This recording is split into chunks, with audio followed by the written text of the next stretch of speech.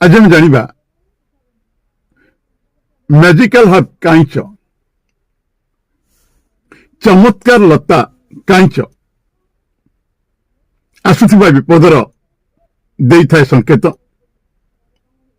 शत्रु को अतिशीघ्र करि थाए वशीभूत बंध्यार संतान हुए जात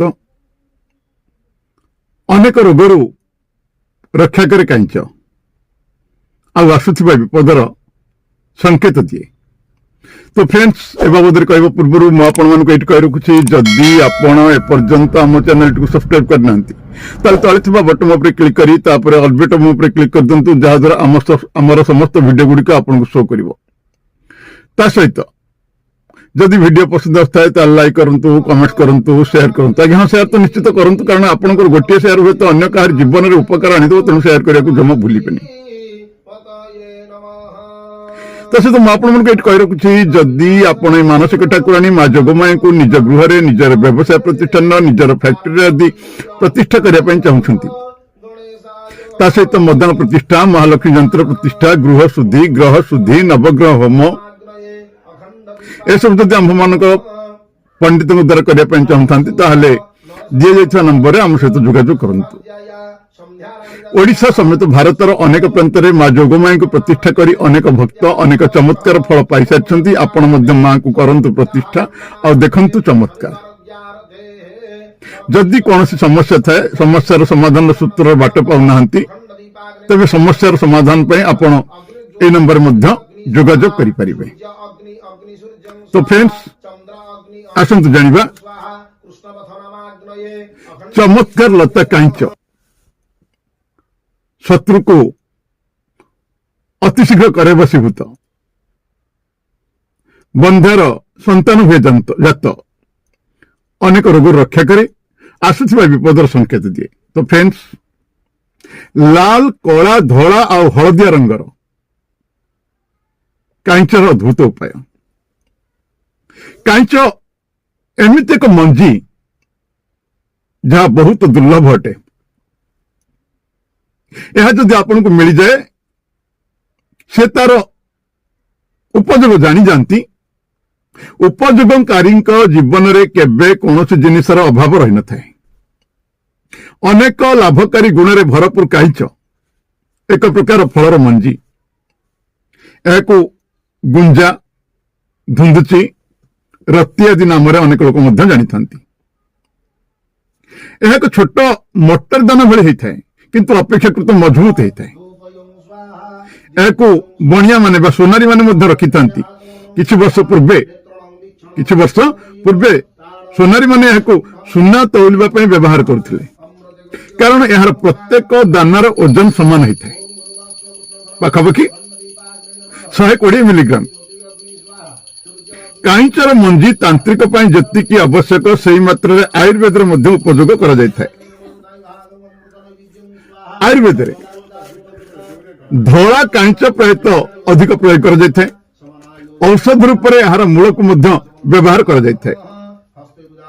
लाल कांच टिके विष प्रजातिर होता है यह एमती खाइबा द्वारा झाड़ा बांति होता है केबे केबे मनुष्य को मृत्यु पर्यंत नहीं जाए। आदिवासी क्षेत्र में पशु पक्षी मारिबा जंगम विष निर्माण यार प्रयोग होउछि। कांच फल मंजी 3 प्रजातिर मिलता है लाल कला रंगर एक कांच यह 3 प्रकार मिलता है जो थे लाल एवं कला रंगर मिश्रण थाए यही कांच तंत्र क्रिया प्रयोग कर जाए। लाल कांचर माला को सिद्ध करी गलार धारण कले जी भी होना कहीं से आपणकर वशीकरण प्रभाव में पड़ी था। धला कांच आयुर्वेद और तंत्र शक्ति प्रयोग होता है। लाल रंगर कांच अपेक्षा बहुत जो धला कांच दुर्लभ कला कांच दुर्लभ धला कला कांच दुर्लभ कला कांच बहुत दुर्लभ यह आयुर्वेद प्रायतः प्रयोग हो न था किंतु तंत्र प्रयोग यार बहुत महत्वपूर्ण भूमिका अच्छी। এই ତିନି ପ୍ରଜାତିର କାଇଁଚ ପରେ ଆଉ ଏକ ପ୍ରକାର କାଇଁଚ ଯାହାର ରଙ୍ଗ ହଳଦିଆ ରଙ୍ଗ। ଏହା ବହୁତ ଦୁର୍ଲଭ, କାହିଁକି ନା ଧଳା ପ୍ରଜାତିର କାଇଁଚର ଅନୁବଂଶିକ ବିକୃତି ହେବା ପରେ ଏହାର ମଞ୍ଜି ହଳଦିଆ ରଙ୍ଗ ହେଇଯାଇଥାଏ। ଏଥର ଆସନ୍ତୁ ଜାଣିବା ମନ ପସନ୍ଦ ଚମତ୍କାରୀ କାଇଁଚର ଅଦ୍ଭୁତ ଉପାୟ ସବୁ କଣ ଅଛି ତାରି ସମ୍ବନ୍ଧରେ ଜାଣିବା। ସନ୍ତାନ ପ୍ରାପ୍ତିର ଶୁଭ ମୁହୂର୍ତ୍ତରେ ଧଳା କାଇଁଚର ଚେରକୁ ନେଇ ଗାଈର କ୍ଷୀରରେ ଧୋଇକରି ବାସ ଚନ୍ଦନ ପୁଷ୍ପ ଧୂପ ଦୀପ ଦ୍ୱାରା ପୂଜା କରି ଧଳା ସୂତାରେ ଗୁନ୍ଥି ୟଂ କ୍ଷଂ ୟଂ ଦଂ, ଆଉ ଥରେ କହି ରଖୁଛି ଏଂ କ୍ଷଂ ୟଂ ଦଂ ମନ୍ତ୍ରରେ 11,000 ଥର ଜପ କରିବେ। ସ୍ତ୍ରୀ କିମ୍ବା ପୁରୁଷ ଧାରଣ କଲେ ନିଶ୍ଚିତ ଭାବରେ ସନ୍ତାନ ସୁଖ ମିଳିଥାଏ, ନିଶ୍ଚିତ ଭାବରେ ସନ୍ତାନ ସୁଖ ପ୍ରାପ୍ତ ହୋଇଥାଏ। ବଶୀକରଣରେ କେମିତି ତାକୁ ଆମେ ଉପଯୋଗ କରିବା ତା ସମ୍ବନ୍ଧରେ ଚାଲନ୍ତୁ ଜାଣିବା।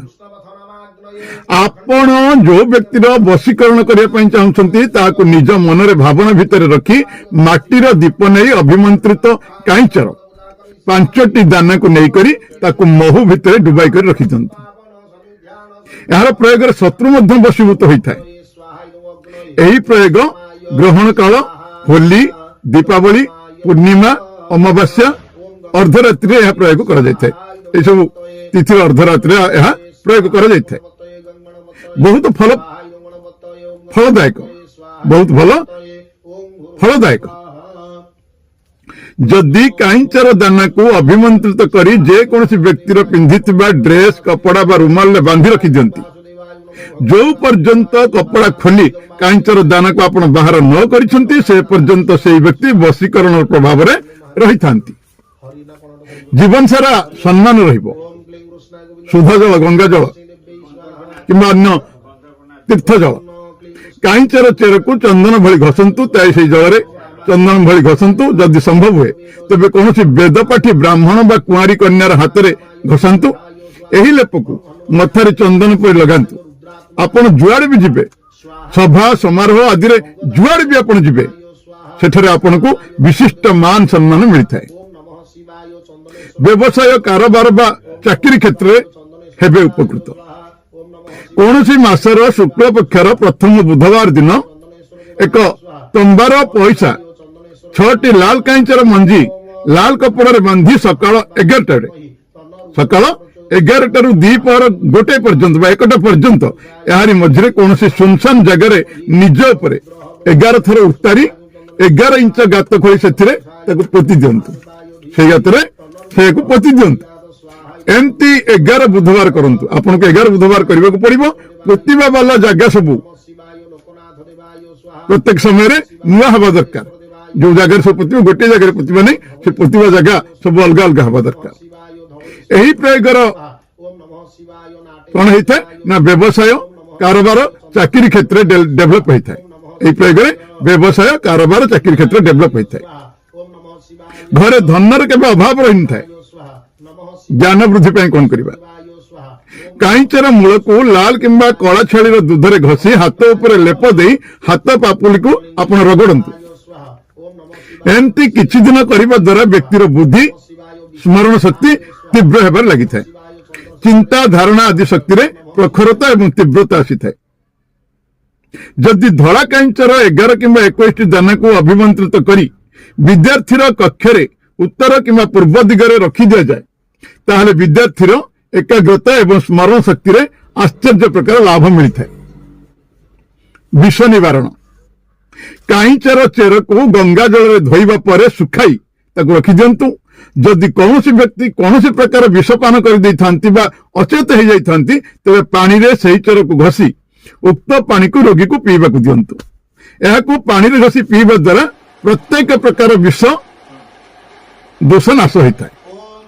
ଦିବ୍ୟ ଦୃଷ୍ଟି ପାଇଁ, ଅଲୌକିକ ତାମସିକ ଶକ୍ତିର ଦର୍ଶନ, ଭୂତ ପ୍ରେତାଦି ଶକ୍ତିର ଦର୍ଶନ କରିବା ପାଇଁ ମଜବୁତ ହୃଦୟ ବାଲା ବ୍ୟକ୍ତି କାଇଁଚର ମୂଳକୁ ରବି ପଶ୍ୟା ଯୋଗରେ ବା କୌଣସି ମଙ୍ଗଳବାର ଦିନ ଶୁଦ୍ଧ ମହୁରେ ଘଷି ଆଖିରେ ଅଞ୍ଜନ ଭଳି ଲଗାନ୍ତୁ। ତେବେ ଆପଣଙ୍କୁ ଭୂତ, ଡାହାଣୀ, ପ୍ରେତଗଣଙ୍କର ଦର୍ଶନ ମିଳିଥାଏ। ଆପଣଙ୍କୁ ଭୂତ, ପ୍ରେତ, ଡାହାଣୀ ଏମାନଙ୍କର ଦର୍ଶନ ମିଳିଥାଏ। ଗୁପ୍ତଧନ ଦର୍ଶନ। अंकुल किंबा अंकुर मंजीर तैल काईचर मूल को घसी आखिरे अंजन भली लगांतु। यही प्रयोग रवि पुष्य जोग रवि किंबा मंगलवार रे करंतु। यार अंजन नेले पृथ्वी रे गड़ा खजाना तथा आखपाखर थिबा धन दौलत आपन को दर्शन होता है, आपन को देखा जाता है। शत्रु केमती भय उत्पन्न करेंगे काईच द्वारा काईचर मूल चेर को कौन स्त्री मासिक स्राव रक्त कौन स्त्री मासिक स्राव रक्त घसी करी आखिरे सुरुमा नेले शत्रु ताहार आखि की देखी भागी करी डरी करी पड़े जाता है। राहुंकर प्रभाव जदि व्यवसाय किंबा चाकरी क्षेत्र में बाधा उपजुता है, व्यवसाय मांदा उपजुता है, तबे लाल काईच एवं शुंठी लाल वस्त्र रे बांधी निज घरे रखी दिंतु, आपणकर कक्षरे रखी दिंतु। देखिए निश्चित भाव में आपणकर व्यवसाय लाभ होबो एवं चाकरी क्षेत्र में जदि बाधा उपजुता है निश्चित भाव लाभ होबो। निज बेकर पिंधंतु। जदि यार माली जदि यार माली आपण गुंथी ताकू बेकर पिंधुछंती ए चमत्कार माली रंग बदल आसुथवा विपदर देइथे संकेत। जदि आपण को नजर दोष बारंबार लागुथे तबे आपण काईचर ब्रेसलेट पिंधंतु, एथिरे नजर लागि न थाए। हे तो आपण एक कथा जानि नथिबे काईच आपण को ऊपर आसुथवा विपदर संकेत देइथे। जदि व्यक्ति ऊपर कौन सी विपद आसबाक थाए यार रंग निजक निजे बदली जाए। कला काईचर माली पिंधिक रखिले जमती विपद आसबार होता है ताहार रंग बदलवाक लगी था। यह द्वारा व्यक्ति को आसुथिबा समस्या प्रथम ही जना पड़ जाए। तांत्रिक कार्य काम आसुथिबा काईच को पिंधि आपण निजर शत्रु को शांत एवं बसरे करि परिबे।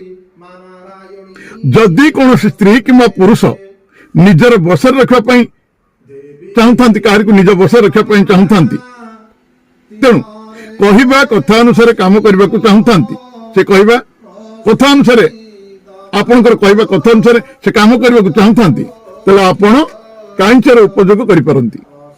एथिपाई आपण को पतिर नाम नचेत पत्नीर नाम नहीं जहाँ आप बसर करने चाहूँगी माटीर एक दीपर महू ढाली कर काईचर 5टी दाना को ढाली कर रखी दिंतु। मन रखु यार प्रयोग कौन सी खराब काम रे केबे प्रयोग करिवे नहीं। भयनाश जदि आपण सब बेले कौन सी अजना व्यक्तिर भय रहउथांती तेबे धड़ा काईचर चेर को अभिमंत्रित करी गलारे धारण करंतु। यह पिंधिबा द्वारा मस्तक रोग मिर्गी उन्माद भूत भय दूर होता है। मृतक चेतन गोलाप रसरे काईचर मूल को घसी करी मृतकर नाड़ी पाखे जदि आप लगौंती तार चेता फेरी आसता है। जे सेन्सलेस अवस्था पड़ी थाए तार चेता फेरी आसी थाए। यही समय मृत संजीवनी मंत्र जप करें शीघ्र लाभ होता है। फ्रेंड्स आज तो आप जानिले काईचर चमत्कार शक्ति बाबद से केमती आसुथिबा विपदर संकेत देता है। शत्रु को अतिशीघ्र वशीभूत होता है। बंध्यार केमती संतान होता है। अनेक रोगर केमती रक्षा करें। जब वीडियो आपको भल लगी है लाइक करेंगे, कमेंट करेंगे, शेयर करेंगे, मो चैनल को सब्सक्राइब करेंगे। तो आ गोटे वीडियो पर्यटन मु रोची आपण चिरपरिचित अवनी प्रधान। नमस्कार। जय मां जोगमाया। मां आपणकर मंगल करंतु।